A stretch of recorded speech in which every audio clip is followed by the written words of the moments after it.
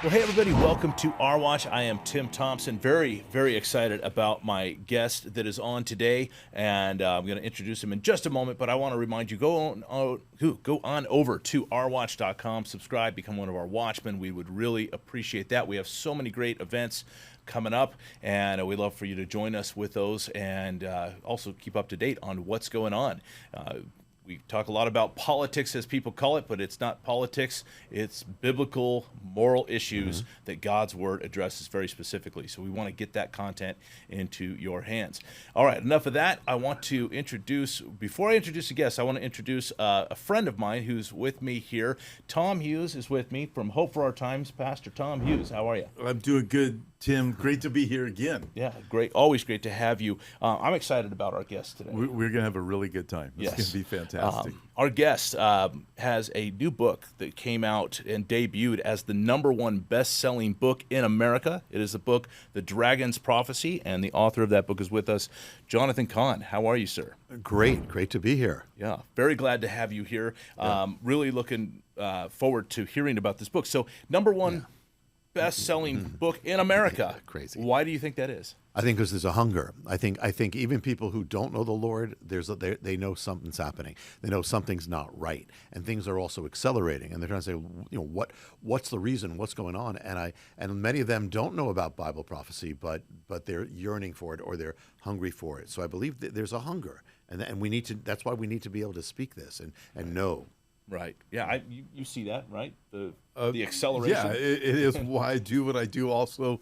And I've spoken with you before at different places, in different venues. So it's been great, and this is really neat to be able to be here doing this. But yeah, we see this total acceleration, and I'll say this too. I know you have a lot of questions to ask, but I loved the Return of the Gods. I thought it was so spot on and so informative that it will really help people to understand why in the world things are the way that they are and what we've opened up ourselves to. Yeah. And then with the Dragon's Prophecy and looking at Israel October 7.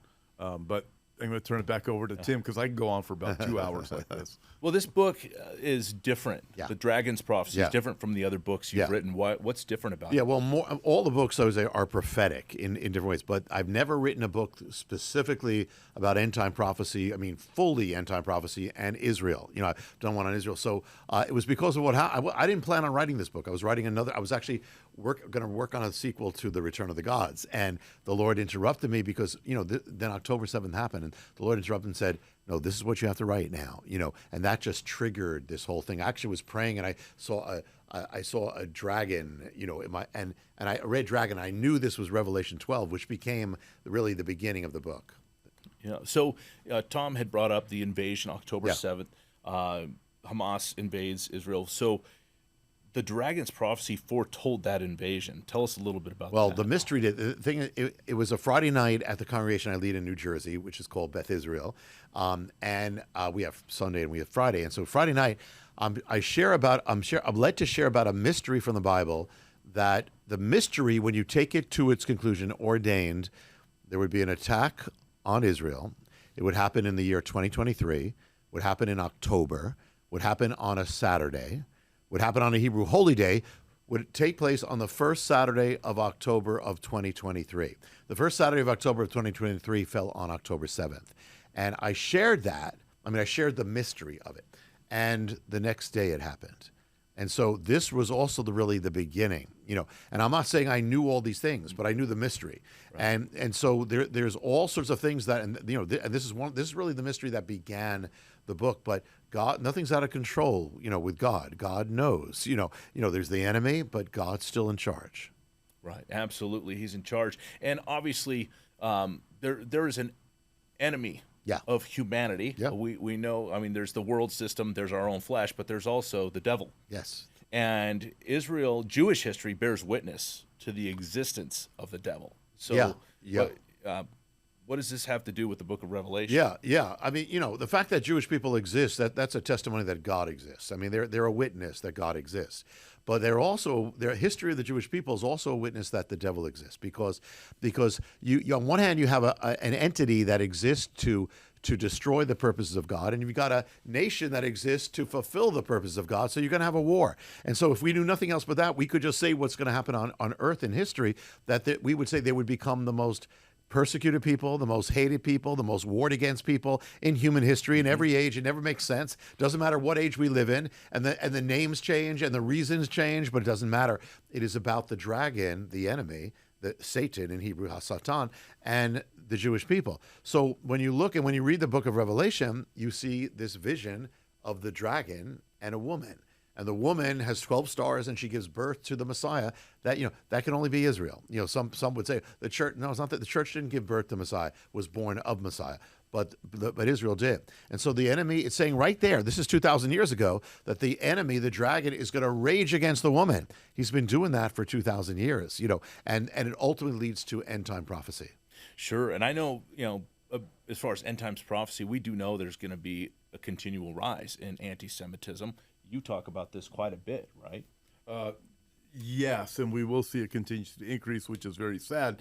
I do believe that it will be quenched for a short time, but I look at it with an Antichrist coming who's going to have to get people to go along with this plan, especially in Israel. But the problem is anti-Semitism has been exposed. We know Jesus himself said, out of the abundance of the heart, the mouth speaks. So they've already spoken. They hate Israel. They hate the Jews. So there may be some things that will suppress it for a while, but it's going to be false, because we already know now what's in the people's hearts, not just on the left.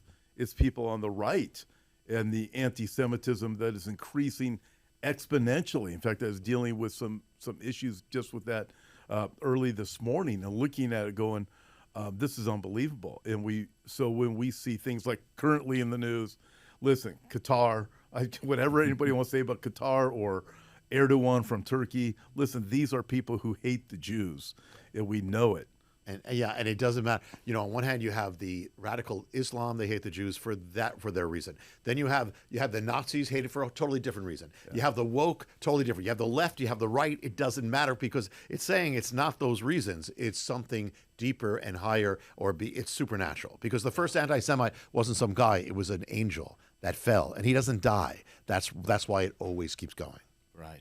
Now, you talk about the mystery of the sea peoples. Yes. Tell us a little bit about that. Yeah. Well, the devil is an imitator. He imitates God. He wants to become as God. So he imitates. So what did God do? God took an ancient nation, Israel, and he resurrected it back into the world. So what is the devil going to do? This is a kind of a secret of one of the most central issues in the world today, but people don't talk about it. The thing is that the devil is going to take an ancient people, ancient nation. He's going to resurrect them in a sense. He's going to bring them back. It's got to be a people who are an enemy of Israel. In other words, so God's going to bring his resurrection. The enemy is going to war against that resurrection using a people. Well, who are the archetypical enemies of Israel in the Bible? The Philistines. I mean, from the beginning, they're all over. So what if he was resurrecting the Philistines? Well, there's a people today. It's not about the people. We got to pray for all people. They don't know they're being used, and they're called the Palestinians. The word Palestinian literally means the Philistines. In fact, the way you say it in their own language is you pronounce it Philistine or Philistini. That's how you say it. So just as Israel started resurrecting, this people started resurrecting, or they were conformed into the image of this ancient people. And you know where the Philistines were? They were in a place which is now it was called Philistia in the Bible, but it is now called the Gaza Strip. And so you know when the Gaza Strip came back into the world? In 1948, the same year that Israel did. So the children of Israel went back to the land of Israel. The children of the people called the Philistines went to the land of the Philistines. And what did the Philistines used to do? They used to launch invasions of Israel from the Gaza Strip, and they'd invade Israeli villages. They would take captives back to Gaza. So it's all replaying, but it's an ancient war. Right. Yeah. Solomon said there's nothing new under the sun. Yeah. Right. Tell us about the mystery of Jubilees. Okay, let me see how I can do this fast. Okay, all right. The Jubilee, every Jubilee, the 50th year, you return. You lost your land, you return home. You come home, you return. The amazing thing is God resurrected Israel according to the mystery of the Jubilee, and that is that every 50th year there is a major prophetic restoration. I won't go through that. I'll do a real quick nutshell. But one of those years was actually 1867. 1867, the Sultan of Turkey, who occupied the land, releases the land that in the sense that Jewish people can start purchasing it back, redeeming it. And they start redeeming it. Jewish people then start coming back to the land in trickles. And all sorts of other things happen. But count 50 years, it takes you to the next Jubilee, that's 1917. Anything happen?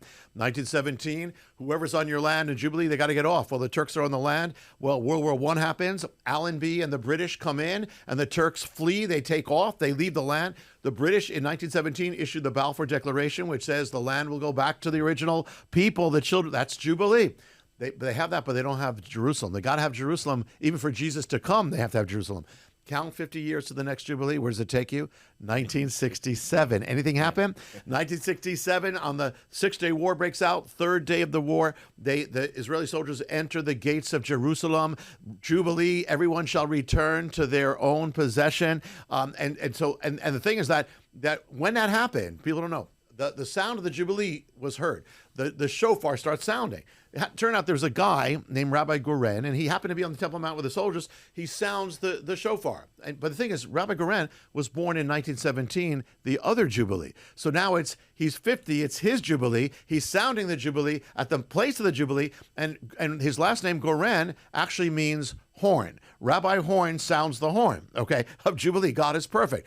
But the one thing they don't have, when you go back to your land, you don't just go back to your land. In Jubilee, you get the legal right to it. You get recognized. The world refused to recognize Jerusalem, only capital. They refused.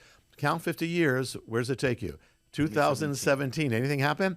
Well, 2017, America under Donald Trump issues the Jerusalem Declaration, proclamation giving the legal right, recognizing first time since ancient times. Okay, and now when you think about it, and I'm sure Trump wasn't studying Leviticus when he did this.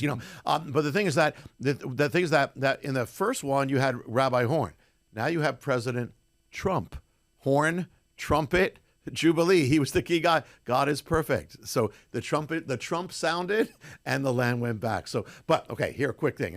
But this was the big thing. So the enemy is an imitator. What he did is he took the Jubilee and he twisted it into a devil's Jubilee. What happened is he took a tragedy in Israel's history and he made a Jubilee out of it. Israel was attacked by surprise in the Yom Kippur War. They thought it was the end of Israel. They literally were preparing for the destruction of Israel. God miraculously turned it around, but they were shaken by it to this day. What happens if you take that and go to the 50th year? It takes you to the year 2023. When did the Yom Kippur invasion happen? Happened in October. So it's October 2023. It happened on a Saturday, October. Happened on the first Saturday of October of 1973. It takes you to the first Saturday of 2023. What everybody saw, they didn't realize this was the devil's Jubilee. Yeah, well, he's hard at work. I think he's hard at work because as we were talking about, everything's ramping up. And I don't know about you, but I know I'm starting to see victories for the Lord. And as I see the victories, I'm seeing Satan. He's almost like a cat in the corner. He's like scratching, Yep. You're seeing that? Sin lies at the door. It crouches at the door, ready to pounce. And that's how the enemy always works. So when you look at Israel, the way I view Israel is we must be approaching that time of the great redemption, which is really what I believe takes place during the tribulation. It is about the redemption of the nation of Israel. It's not about the church. It is about Israel and God bringing them back to him. And when I look at it, I think Israel is having victory after victory. You go to the pagers, you go to the cell phones, we see all the different things that have happened. I believe they will be victorious in Gaza. I read the news today. I see it the UK and what France and everyone else is saying. Israel is going to go through some very difficult times, and they are. I mean, just read news when I'm walking in here. It is off the charts, the pressure is there, but God is with Israel. And when I look at Romans chapter 11, for example, where Paul writes, "Do not be ignorant of this mystery, brethren, lest you be arrogant in your own mind." But God is not done with Israel. A blindness in part has happened in Israel until the fullness of the Gentiles come, then Israel will be saved. When I view it, God is turning from the Gentile world. He's turning his attention to the nation of Israel, and the attention is going to even become more specific, not just to the nation of Israel, but it's going to get zeroed in on Jerusalem also, because we know Jerusalem is the epicenter, and Israel is the apple of God's eye. And when we see what's happening is people are poking God in the eye with what they are doing. Yeah. You mentioned how it's there's always the hatred of the Jews, and it comes in different packages. One of those obviously was Adolf Hitler. Yes, big and package. Adolf Hitler in this book, Yes. The Dragon's Yes. Prophecy. You talk about how Adolf Hitler had part in October 6th. Yes. How could that be? Yeah. Well, it's kind of like, the enemy uses one like puppet, then they rise, they fall, then the next one. So you think there'd be a connection between that, like a torch handing in each generation. Well, the thing is, there's a guy called the Mufti of Jerusalem. He hated the Jewish people, and he was responsible for Jewish bloodshed. He was going to be put on trial. He escaped and went to Germany, met with Adolf Hitler in Berlin, and he wanted Hitler to take the Holocaust to the Middle East. Hitler said he would when he could, but the thing is that he ended up broadcasting for Hitler. Radio Berlin worked for Hitler. The hatred to the Arab world from Hitler's hatred of the Jews. Well, when the war was over, they were going to arrest him. They were going to put him in Nuremberg as a war criminal. He escapes, goes to Egypt, is hailed as a hero. He becomes the father of Palestinian nationalism, a guy who worked for Adolf Hitler. And the thing is that he disciples an Arab teenager, an Egyptian teenager, to become his disciple. The teenager's name was Yasser Arafat. So you got who's the head of the Palestinian agenda. You have a line from Hitler to the agenda and to Gaza. And the thing is, Hitler also sponsored a new organization that he helped get strong, and it was called the Muslim Brotherhood. And that is what gave birth to Hamas. And the thing is that all these things, it's like a direct line. They're actually reading Mein Kampf, Hitler's in Gaza. So there's a direct line from the enemy. But the other thing is that Hitler appointed a guy to be in charge of the Holocaust, who was Heinrich Himmler. And the day that Hitler chose to appoint him was October 7th. So here you've got the fingerprints of the enemy, October 7th. It's a line that never ends. But Hitler had a part in this. Yeah. Yeah, it's just mind blowing. How God wants to be known. Yeah. He wants us to know, and he can be known. And he puts this stuff in his word. It's there. It's all there. Yeah. He talks about the end of days. Yes. In the word. Yeah. And I believe we're there. Yeah. Yeah. In Hebrew, Moses is actually the first person to talk about the end of days. The Acharit Hayamim, or the end of the time. And the thing is that it says you'll know you're in the end of days when you're in a world that Israel has come back into the world from being out for ages. The land has just come back. Everything's back. The world is obsessed with Israel in that day. The world hates Israel, rages against it in that day, and you have a great apostasy at the same time. Well, you got a check box. You can check them all off. And there's a thing that I speak about, speaking of the end, in the book called The Colors of the Apocalypse. In the book of Revelation, you got colors. You have the white horse for conquest, you have the red for war, black for famine, and green or pale green for death. Okay. Well, the thing is, the colors of the apocalypse have been manifesting in our world. Whenever there's the hatred of Israel, they gather around a banner. The flag of Palestine is white for the white horse, red for the red horse, black for the black horse, and green for the green horse, the colors of the apocalypse. And any nation, basically, virtually any nation that has those colors, it marks them as an enemy of Israel. Yeah. That's, again, mind-blowing how obvious these things are.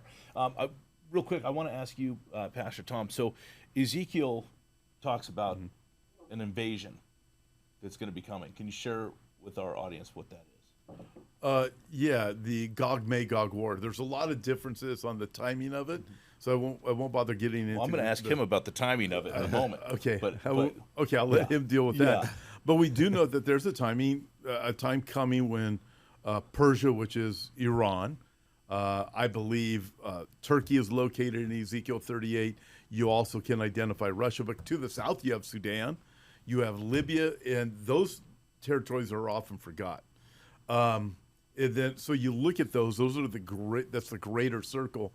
But one of the keys for, I don't think it's going to happen tomorrow. Here's why, and a lot of my friends disagree with me on this, but in Ezekiel 38, verse 11, this battle is going to come when Israel's dwelling in peace and safety and without bars or gates. And people can have different reasons for the bars or gates. The word safety can definitely apply to safety from something like the IDF. You know, you're secure. When we were just there, it was absolutely fantastic. People don't understand how secure Israel really is. God never slumbers or sleeps. He is the keeper of Israel, and he has empowered Israelis' military. But they still aren't dwelling in the peace. The word, the Hebrew word that's used for peace in Hebrew 38 verse 11, it implies tranquility. They haven't made it there yet. They haven't really been in a tranquil state since the day of Solomon. But that day is coming, and that day could happen at any time, especially when we watch what's taking place right now with this major push towards peace that we haven't really seen like this, because it's focused on Israel, it's focused on the Mideast. We live in amazing days, but we haven't hit that place of that type of peace that's described yet in verse 11. It's coming, though. I believe the prophetic word is true, so we know these things are coming. Yeah, for sure. In your book, The Dragon's Prophecy, it reveals a secret about this coming event. What is that? Yeah, one thing. Yeah, the names that we just named, you know, and we could identify them at least by their modern equivalent. That is that it says they're all going to take part in this invasion of Israel. They never have. You know, these nations, interesting in history, have never have. But until last year, or the year, or October 7th, because each one of them had a part in October 7th for the first time ever. Each one took part in that. Each one, you can trace it out. And they were behind Hamas, behind everything. But also, not only that, you know, it says that Paras or Persia is going to attack. That's Iran. Iran has never directly attacked Israel. They've indirectly, until last year when they sent all those missiles across to go in there, you know, and, you know, to destroy it. And, you know, most of those missiles got struck down before they got there. And, you know, the Bible speaks about an ancient entity that exists to, a demonic entity, exists to war against Israel. It's called the Sarparas, or the general of Iran. So now you want to know why Iran is so obsessed with destroying Israel, because it's being driven by this entity. But on the other hand, it says that there's another entity, which is called Michael, or we call him Michael, who is actually defending it. So when you had all these missiles coming across this way, you know, they said, a guy made a study and said, there's no way that the Iron Dome could have done that in that time. But we know who could have done that and who did do that. So God is keeping Israel. It's spiritual. You want to understand what's happening in the world? You got to understand what's happening in the heavenlies. Right. Right. I got actually two questions. I'm just going to throw them both at you because we're running out of time. But there's the dragon's other war. Yes. Talk to us about that, and also, yes, how do we overcome the dragon? Yeah. It says in Revelation, that same vision. It says, but the dragon went off to make war against the rest of her children. Who are the rest of her children? Well, if the woman's Israel, it's got to be linked to Israel. The rest of her children. It's everyone, every believer who follows the Lord, who follows Messiah. You are born again. If you're born again, you're a child of Israel. You are a citizen of Israel. It says those who follow Messiah. It can involve Israel as well. But the point is, so the thing is that the dragon is not only warring against Israel. He's warring against the church. He's warring against us. And so the thing is that as the end times progress, he's going to war against both. Physically against the physical Israel, spiritually against, you know, we don't replace Israel, but we are part of Israel. So he's going to war against that. But the thing is that in that same chapter vision, it says, that's where it says, but they overcame him by the blood of the Lamb, the word of their testimony, living on thoughts. So they overcame him. And the word for overcome is nikao. Great word, means total victory, but it's written about the future in the past tense. In other words, the victory we have is as good as done. You got the victory, but if you got to fight if you're going to have it. So, you know, it's not just a dragon, it's a lamb. And, you know, when people saw a dragon and a lamb fighting, they put their bets on the dragon. We put our bets on the lamb, because even though the good looks like it's the underdog, in the end, we win. And we got to remember that. We are on the winning side. And just if you have any doubt about that, think about, it's not just hype. It's not feeling. Think about Israel. Israel, tiny little nation. The enemy's been trying to destroy it for 4,000 years with everybody he could. You know, the pharaohs, Assyria, Babylon, Rome, Hitler, the Soviet Union. And yet all of them are gone. But Hitler's gone, the Soviet Union's gone, they're all gone, the terrorists will be gone. But the nation of Israel lives, because the God of Israel lives, because the Messiah of Israel lives, because Jesus of Israel lives. And if we are following him, we're going to live too. We have the victory, but we got to fight. Amen to that. Amen to that. That's all the time we have. Pastor Tom, tell people how they can connect with you and Hope for Our Times. Real simple, hopeforourtimes.com. website and the app by the same name. Pretty much everything on X, YouTube, and all over the place. Same name, Hope for Our Times. All right. Well, thank you for being with us. You bet. Really This has been appreciate great. it. And Jonathan Cahn, thank you so much. How can people buy your books? Yeah. And how can they connect with Yeah, you? if you go online, Amazon, or any place, all my books are there. Dragon's Prophecy, every book is there. And the ministry is Hope of the World that I lead, and you just go hopeoftheworld.org. You'll get all sorts of blessings. But also, we have Jonathan Cahn YouTube, and there's a lot of fake Jonathan Cahn sites, but Jonathan Cahn YouTube, Jonathan Cahn Instagram, and Facebook, and all there. It's there. All right. Yeah. Well, thank you so much for joining Thank us. you. Really appreciate Thank it. Thank you for tuning in. We got a whole lot more coming up for you next time. Remember, head over to ourwatch.com, subscribe, become one of our watchmen. We would really appreciate that. Until next time, we'll see you right here on Our Watch with Tim Thompson.